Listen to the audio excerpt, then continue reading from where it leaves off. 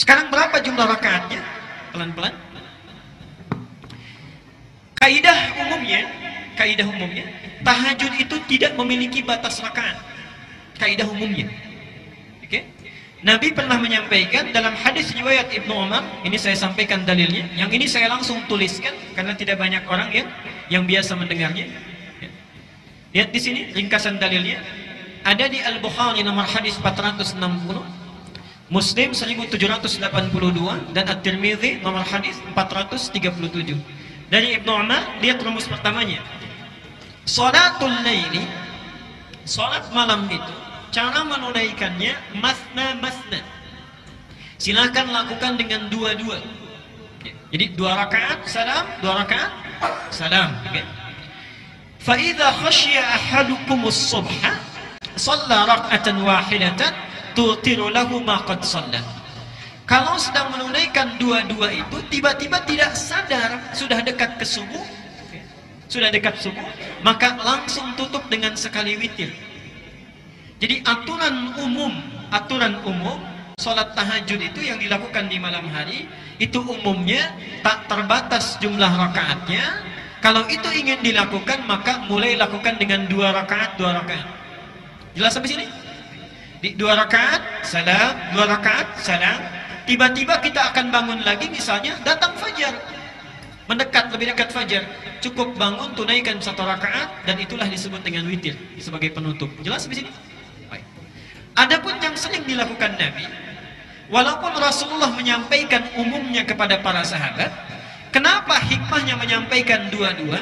Karena Nabi tahu kalau sahabat diajarkan satu amalan pasti akan ditiru itu. Pasti akan ditiru. Pertanyaan saya, apakah semua orang bisa meniru Nabi? Belum tentu. Memang 2 rakaat, tapi rakaat pertamanya Al-Baqarah, Ali Imran, An-Nisa misalnya, belum tentu bisa ikut. Karena itu diberikan kemudahan oleh Rasulullah. Yang biasa dilakukan Nabi, lihat sini.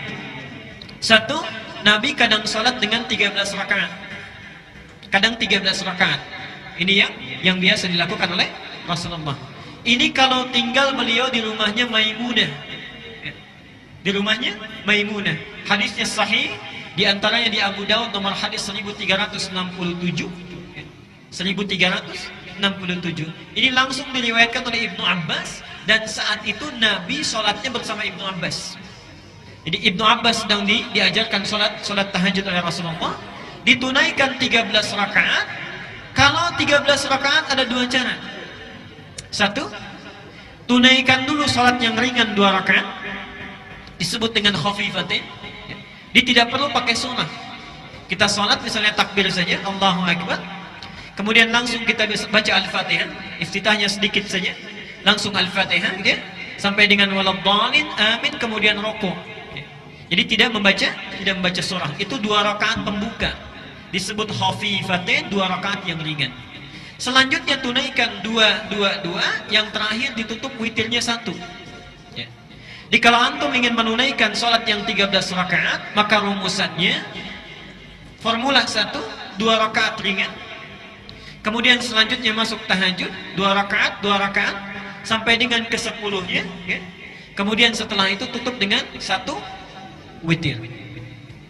Yang kedua, kalau beliau menginap di rumah Aisyah, itu yang sering dilakukan adalah 11 rakaat. Formulanya bagaimana? Ya kita lihat hadisnya sahih. Al-Bukhari nomor hadis 3569, Muslim nomor hadis 738. Kalau dilakukan dengan 11 rakaat bisa dengan 2 cara. 1, yang dilihat oleh Aisyah langsung, Nabi melakukan 4, kemudian witirnya 3. Jelas ya?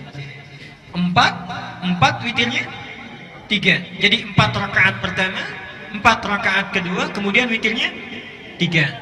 Tapi ketika Nabi menyampaikan kepada sahabat yang lain, subhanallah, 11 ini diberi pilihan. Bahkan bahasa Nabinya masna, 2. Ya.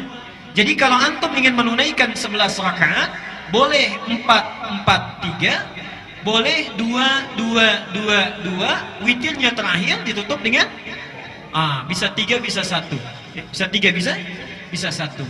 Tapi tolong catat gini ya, tolong catat dengan penting. Sifat sholat Nabi, kalau beliau melakukan di 4-4-3,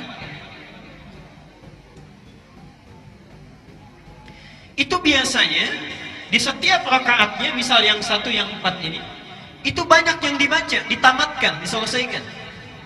Misal 4-4-3, dari 4-4-3 ini ingin menamatkan misalnya, mohon maaf, 4-4-3 11 juz. Di setiap satu berdiri 1 juz misalnya, 1 juz. Jadi sekali 4 rakaat itu berapa juz? 4 juz. Ringan itu insya Allah. Demi Allah saya katakan ringan. Ketika antum berdiri, ringan itu ya, insya Allah. Yang berat berdirinya. Lihat sini sebentar. Perhatikan sini ya. Ini 4, ujungnya 3.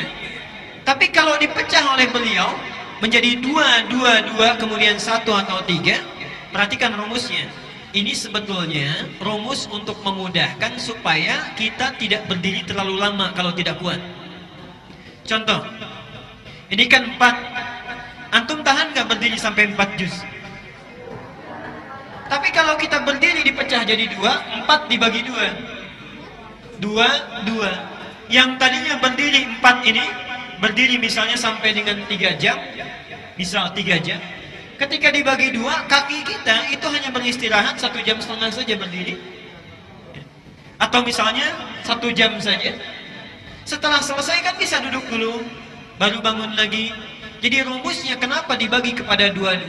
Biasanya yang 2-2 ini untuk memudahkan dan memperingan cara kita berdiri. Jelas sampai di sini? Baik. Jadi kalau antum ingin nyaman, banyak berdirinya, banyak turun naiknya, silahkan tunaikan 2-2-2-2. Kalau sekiranya ingin menamatkan Qur'annya, sanggup berdirinya, silahkan tunaikan 4-4-3. Jelas sampai di sini? Baik.